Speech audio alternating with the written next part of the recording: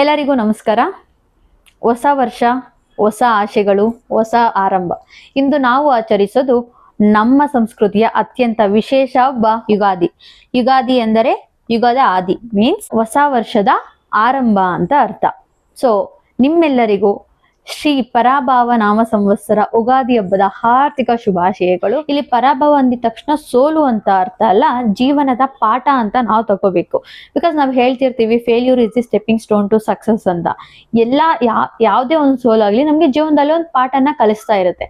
So Ugadi celebration ಮಾಡ್ಕೊಳ್ಳೋ ಒಂದು ಉದ್ದೇಶ ಏನು ಅಂದ್ರೆ, ಹಳೆ ಕಷ್ಟಗಳನ್ನು, ಸೋಲುಗಳನ್ನು ಎಲ್ಲದನ್ನು ಮರೆತು ಹೊಸದಾಗಿ ಜೀವನವನ್ನು ಶುರು ಮಾಡುವಂತ ಅರ್ಥ. ಈ ಹಬ್ಬ ಕರ್ನಾಟಕ, ಆಂಧ್ರ ಪ್ರದೇಶ್, ತೆಲಂಗಾಣ ಈ ರಾಜ್ಯಗಳಲ್ಲಿ ವರ್ಷದ ಮೊದಲ ದಿನ ಅಂತ ನಾವು ಈ ಹಬ್ಬವನ್ನು ಆಚರಿಸ್ತೇವೆ. ಚೈತ್ರ ಮಾಸದ ಮೊದಲ ದಿನದಂದು ಬರುವ ಈ ಹಬ್ಬ ನಮ್ಮ ಜೀವನದಲ್ಲಿ ಹೊಸ ಆಶೆಗಳನ್ನು ತುಂಬಿಸುತ್ತದೆ. ಸೊ ಯುಗಾದಿ ಹಬ್ಬದ ಸಿದ್ಧತೆಗಳು ಒಂದು ದಿನ ಮುಂಚೆಯಿಂದನೇ ನಾವು ಶುರು ಮಾಡ್ತೀವಿ. ಬೆಳಿಗ್ಗೆ ಬೇಗ ಎದ್ದು ಮನೆ ಸ್ವಚ್ಛಗೊಳಿಸಿ, ಎಣ್ಣೆ ಸ್ನಾನ ಮಾಡಿ, ಹೊಸ ಬಟ್ಟೆ ಧರಿಸಿ, ಮನೆಗೆ ಮಾವಿನ ಎಲೆಗಳ ತೋರಣ ಕಟ್ಟಿ, ಮನೆಯಲ್ಲಿ ದೇವರಿಗೆ ಪೂಜೆ ಮಾಡಿ ನಾವು ಈ ಹಬ್ಬವನ್ನು ಆಚರಿಸ್ತೇವೆ. ಯುಗಾದಿ ಹಬ್ಬದ ಅತ್ಯಂತ ಮುಖ್ಯ ಭಾಗ ಪಚ್ಚಡಿ.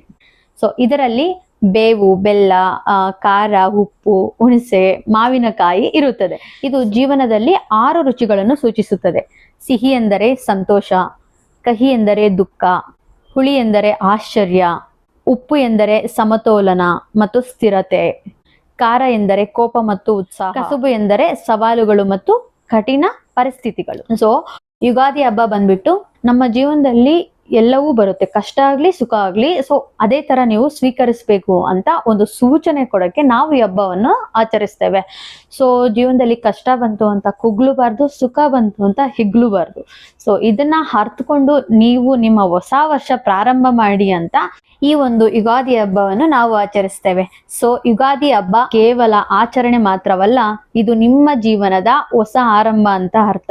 ಸೊ ಹಳೇದನ್ನ ಮರೆತು ಹೊಸದನ್ನ ಸ್ವೀಕರಿಸಿ, ಹೊಸ ಗುರಿ ಮತ್ತೆ ಹೊಸ ಆರಂಭ, ಹೊಸ ಆಶೆಗಳನ್ನ ತುಂಬಿಸ್ಕೊಳ್ಳಿ ಅಂತ ನಾನು ಭಾವಿಸ್ತೇನೆ. ಹಳೇದನ್ನ ಮರೆತು ಹೊಸ ಜೀವನವನ್ನ ಶುರು ಮಾಡಿ ಅಂತ ನಾನು ನಿಮ್ಮನ್ಗೆ ರಿಕ್ವೆಸ್ಟ್ ಮಾಡ್ತಿದ್ದೀನಿ. ಸೊ ಬಿಡಿ, ಜೀವನದಲ್ಲಿ ಏನಾಗಿದೆಯೋ ಅದಾಗ್ಬಿಟ್ಟಿದೆ.